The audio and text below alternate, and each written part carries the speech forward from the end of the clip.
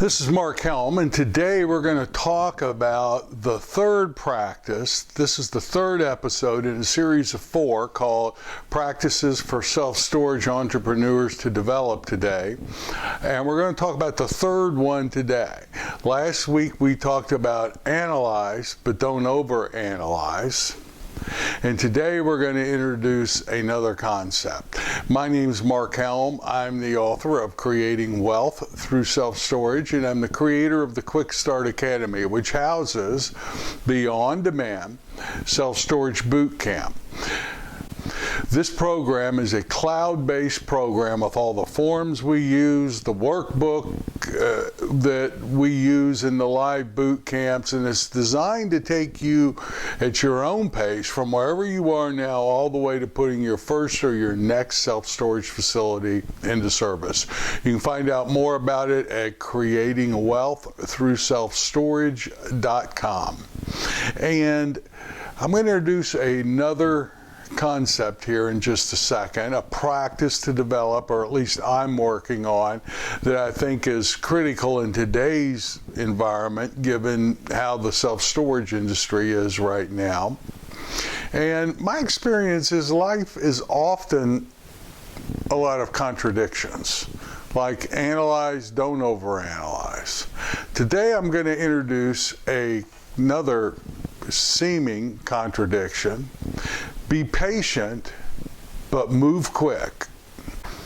In the boot camp, we talk about designing your business strategy, or in other words, finding your niche in the world of self-storage. And what will happen is, based on your business strategy, you will have, whether you know it or not, you're going to create a list of priorities, things that are important to you. And we talked about that last week. And we talked about the fact that you're not going to hit every item on your list with every deal you look at. Your job is to know which items are critical to you. We also talked about the fact you're going to analyze a lot of deals to find some that can actually work today. You got to burn more calories to find the opportunities, to find the land, to find the buildings to convert, to find the expansion opportunities. And for many of us, myself primarily included, this requires the development of a new skill set, the skill set of patience. In the boot camp, I suggest to the participants that my goal is, I don't tell them this, but my goal is that they become analyzing machines, self-storage analyzing machines. I encourage them to analyze every single deal that's on the market and what they proclaim their market area to be, so they can get to know the market, begin to see patterns, and begin to learn about self-storage projects in their targeted area. I also do it so they can develop their skill at analysis, their skill at being able to look at a offering memorandum and see where the opportunity is, see what's missing that would really make a difference in a project. And this requires time and patience. We have to look at a lot of opportunities today before we can find some that will actually work for us as small investors. I probably analyze 20 to 30 deals before I can find one that could possibly work. It requires patience, and it requires stick-to-itiveness. But when you find one, move quick. In the boot camp, we talk about going into deal mode. But when you find one that works, if you want any chance of success today, you've got to be able to move quick.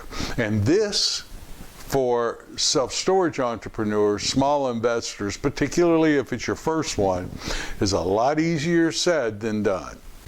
See, very often we've been looking at deal after deal, slow, methodical. And then when we find one, all of a sudden we're supposed to switch gears real quick. And if this is your first deal, it most likely will have a 0 or 2 bigger than most deals you've ever done. Not always, but quite often. And I find it, for me, hard to switch gears and go from slow, methodical, patient into fast gear. It's like I'm going from first to fifth. But in today's world, I really believe this is a critical skill and mindset to begin to develop. Much of the deeper analysis, once you find a deal, and then we really jump deep into the market. I mean, much of that I used to do up front, I now try to do during the due diligence if I can. Yes, I do my preliminary market analysis. Yes, I do a preliminary glimpse and perhaps even make phone calls to the competition. But I'm moving very fast when I find a deal that I think can work. Now, for a lot of different people, moving fast means a lot of different things. I'll just share with you when I go into deal mode, here's the process I go through. Not everyone in the boot camps I work with has the same process.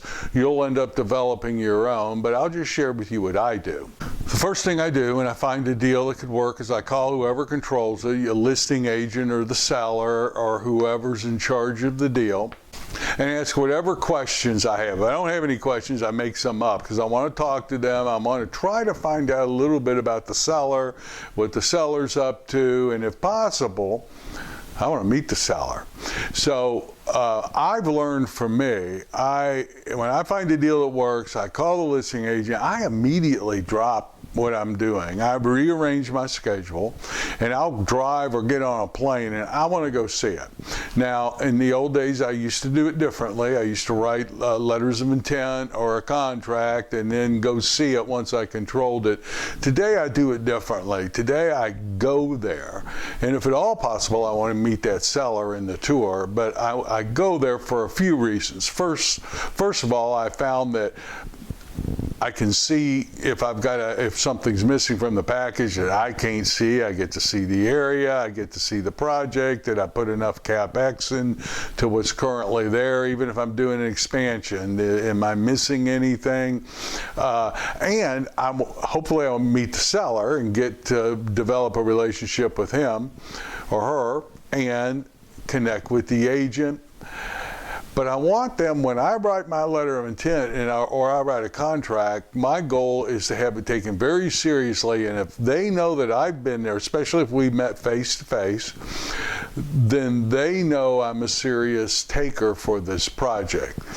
Especially when I'm new, they know who I am, they know a little bit about me, and my offer's usually taken more seriously.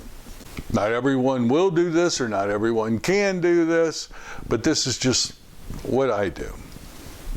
Then I write a letter of intent. I go back and I immediately write a letter of intent that covers the issues that are important to me and important to the seller: the price, the due diligence, the contingencies, how long the due diligence is.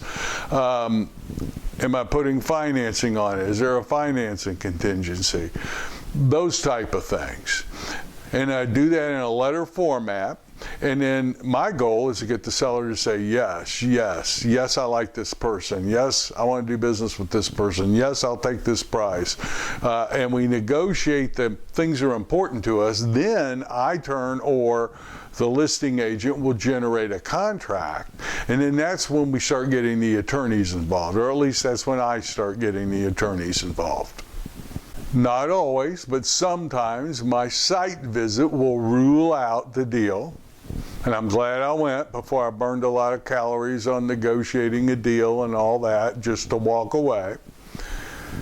But more often than not, we've done enough preliminary analysis up front of the market, the trade area, and the facility that odds are we're going to not be walking from very many deals once we go look at them.